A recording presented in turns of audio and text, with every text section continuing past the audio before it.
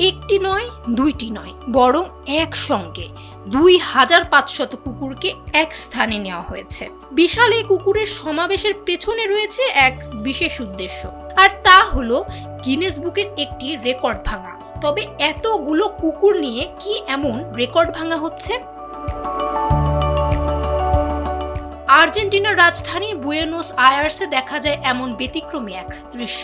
একদম ভোর থেকে আর্জেন্টিনার পালেরমো এলাকা সোনালী রঙের এক জোয়ারে ভরে ওঠে। সব কুকুরগুলোই ছিল গোল্ডেন রিট্রিভার প্রজাতির। ছোট থেকে বড় সকল বয়সের গোল্ডেন রিট্রিভারকে আনা হয় সেখানে। বুড়ো কুকুরগুলোকে আনা হয় স্ট্রলারে করে। বেশ কিছু কুকুরকে টুপি, আর্জেন্টিনার জাতীয় দলের জার্সি এবং রং বেরঙের নজরকাড়া পোশাকে দেখা যায়।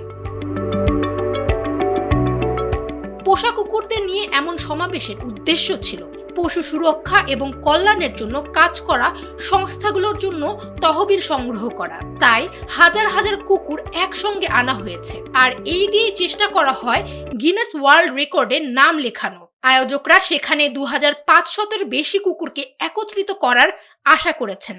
সেই সঙ্গে গিনেস ওয়ার্ল্ড বুকেও রেকর্ড গড়তে চেয়েছিল তারা। কুকুরদের এই সমাবেশের নাম ছিল গোল্ডেন ডে বিএ। ইনফ্লুয়েন্সার ফাউস্ট ডুপেরে এই সমাবেশের আয়োজন করেন। এই সমাবেশের আরো একটি উদ্দেশ্য ছিল কানাডার ভাঙ্কুভারে পূর্বে আয়োজিত একই ধরনের সমাবেশকে ছাড়িয়ে যাওয়া, যেখানে 1685টি গোল্ডেন রিট্রিভারকে আনা হয়েছিল। এই আয়োজন নিয়ে ফাউস্ট ডুপেরে জানান, প্রথম দিন 700 লোক নাম নথিভুক্ত করেছিল। তখন তিনি ভেবেছিলেন পরের দিন তা 1700-তে পৌঁছাতে পারে। পরবর্তীতে গিনেস বুকে নাম লিখাতে চাইলেও তা সম্ভব হয়ে ওঠে না, যদিও একসঙ্গে এতগুলো কুকুরকে এক করায় একটি সুন্দর পরিবেশ তৈরি হয়েছিল।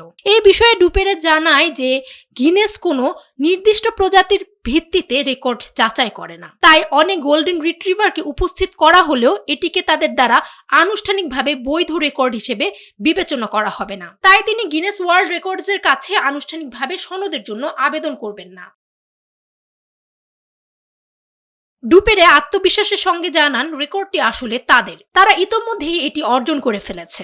অনেক মালিক এই ইভেন্টটিকে তাদের পোষা প্রাণীদের সাথে তাদের বন্ধন উদযাপন এবং তাদের সঙ্গে সময় কাটানোর এক অনন্য সুযোগ হিসেবে বর্ণনা করেছেন। একজন অংশগ্রহণকারী জানান, তার কুকুরগুলো তার কাছে সবকিছু। এতগুলো গোল্ডেনকে একসঙ্গে দেখা একটি দারুণ অভিজ্ঞতা ছিল।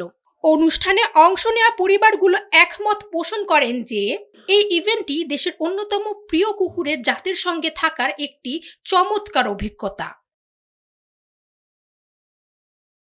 ফামিহা সুহরাওয়ার্দী, সময়ের আলো।